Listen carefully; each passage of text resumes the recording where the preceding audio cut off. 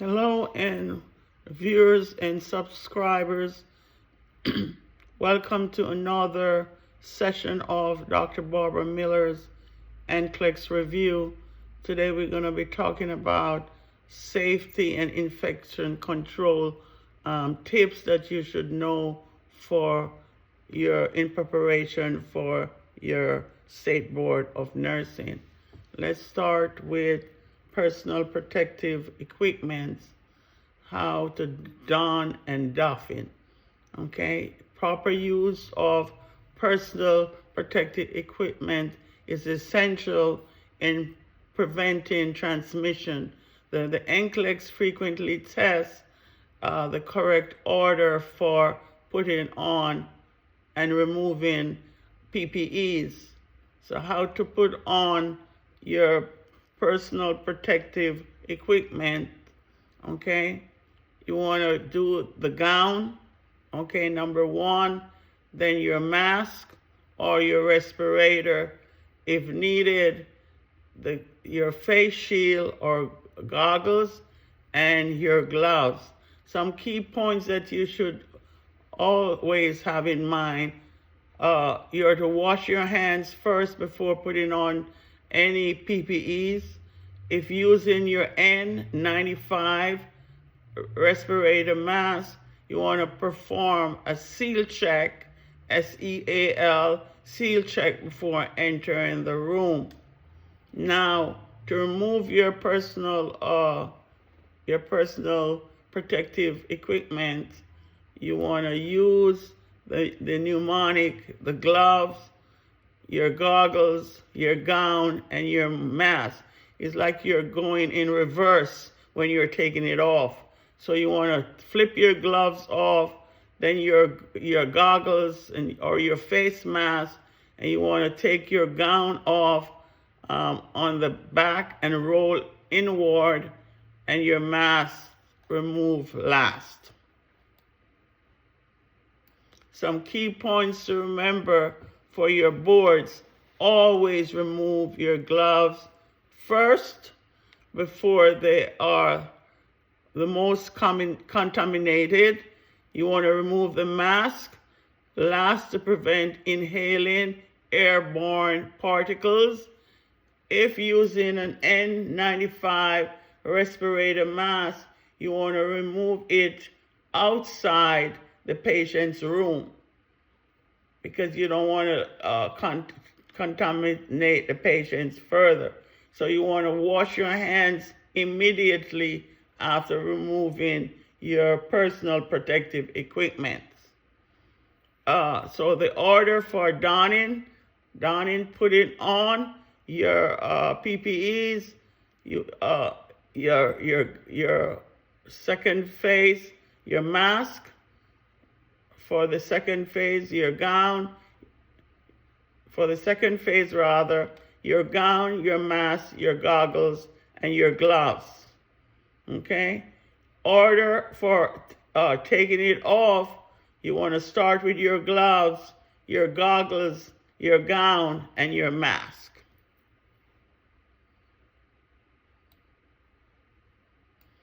Let's talk about isolation precaution.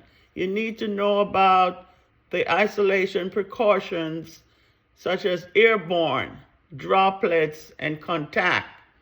So if the patient has certain contagious diseases or conditions, let's start with rubella, or rubeola rather, measles, chickenpox, varicella, herpes zoster, okay, disseminated shingles, and tuberculosis. What to remember for your examination? Requires an N95 respiratory mask. Patient needs a private room with negative pressure. If the patient must leave the room, they must wear a surgical mask. So, example on your NCLEX question: which patient should be placed on airborne precaution. Okay, remember, you want to place a patient with tuberculosis, okay, they requires an N95 and a negative pressure room.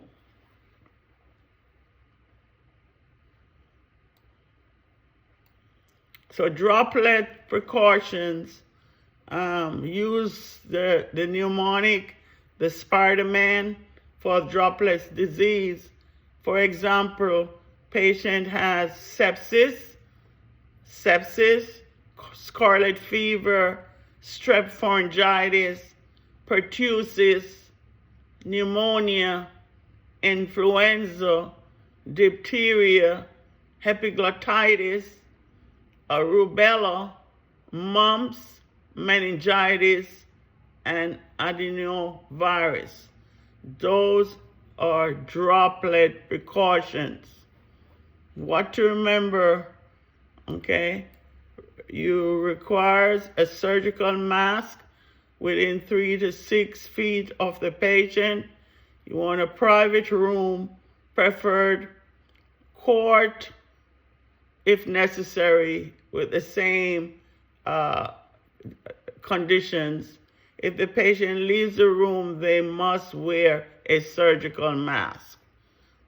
NCLEX may ask, a nurse is caring for a patient with bacterial meningitis. What PPE should be worn? The answer would be surgical mask. Surgical mask required for droplets precaution.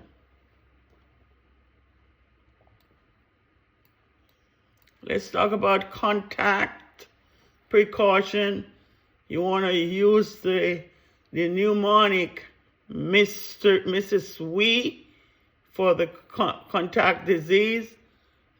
Okay, so multi-drug resistance organisms, the MRSA, VRE, respiratory infection, RSV, skin infection such as scabies or impetigo, wound infections, enteric infections or C. diff, eye infection, conjunctivitis, all are contact precautions. What to remember, gown and gloves required for all interactions when you have patients with contagious disease and on contact precautions. Okay, you want a private room with a court with the same infection. For C. diff, you want to wash your hands, okay, with soap and water. No alcohol-based sanitizer should be used on contact precautions when you're rendering care. Example, the NCLEX may ask question, which patient be placed on contact precaution, okay? Not a patient with measles. Measles is airborne and requires an N95. But if you have a patient with multi-drug resistance organism, MRSA, they require gown and gloves. So they would fall under contact precautions. Remember, contact precautions, anything enteric, if it's GI, fecal, or oral, C. diff, patient with hepatitis A, E, okay, patient has cholera, patient has staph infection or RSV infections, they must be placed on contact precautions. And what that entails, a private room, This can be the same room if the court, based on culture and not symptoms, hand washing, gown, gloves, disposable supply such as gloves, paper plates, plastic utensils, dedicated equipment like a stethoscope, a blood pressure cuff, and toys stays in the room. And in contrast, droplet precautions, some of the infectious diseases such as bugs traveling on large particles through coughing, sneezing to less than 3 feet. Patient has meningitis. Patient has Haemophilus influenza type B. For example, epiglottitis, nothing in the throat, droplet precautions. So what type of PPE should this patient require? A private room can be the same room if the court, based on culture and displaying the symptoms. Hand washing is a must. Mask, goggles, or face shield, gloves, disposable supply, dedicated equipment. That is droplet precaution. Airborne precaution, like patient has measles, mumps, rubella, tuberculosis, varicella, or chickenpox. Those are disease, and what PPE those patients should be placed on. Private room can be in the same room if the court, based on culture and symptoms. Hand washing is paramount. Goggles or face shield and gloves. Patients should wear a mask when leaving the room. Keep door closed. Disposable supply, not essential. Dedicated equipment, not essential. And negative pressure airflow. So standard precautions, always assume that all patients may carry infectious agent. So you want to protect yourself also and protect the patient. So core policy include performing hand hygiene before and after patient contact. You want to wear appropriate PPE like your gloves, your gown, your mask, your eye protection based on anticipated exposure, safe handling and disposable of sharps in punctured resistant container, NCLEX tip, tuberculosis, measles, and varicella requires airborne precaution like an N95 respirator mask. Influenza and meningitis requires droplet precaution. Surgical mask is needed. C. diff requires contact precaution and hand washing with soap and water. Do not use any alcohol. Does not kill the spores. Some NCLEX tips. Airborne, N95, negative pressure room, droplet surgical mask. Keep 3 to 6 feet in distance of the patient. Contact, gown, and gloves for MRSA, C. diff, and RSV. C. diff, soap and water. No hand sanitizer. Glove first, mask last when doffing or taking it off.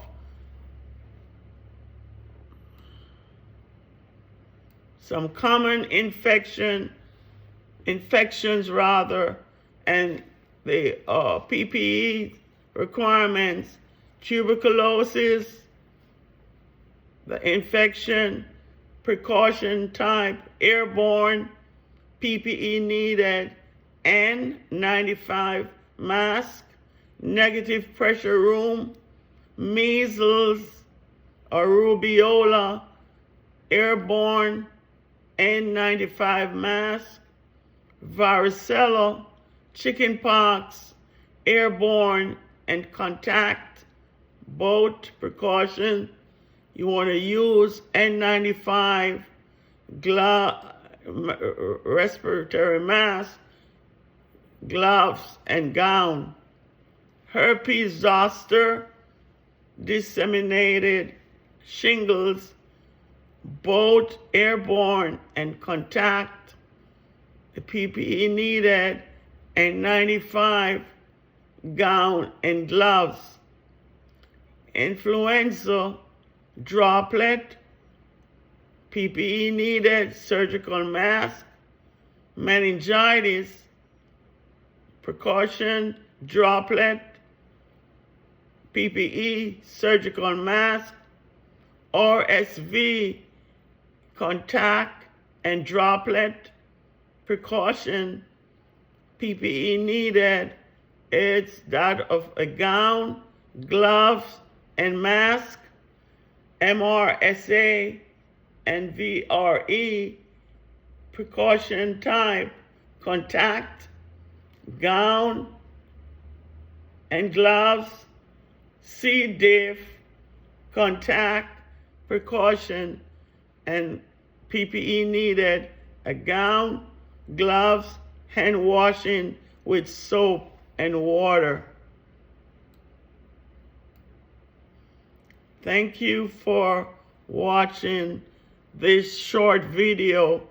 Hope it benefits with the preparation of your State Board of Nursing exam.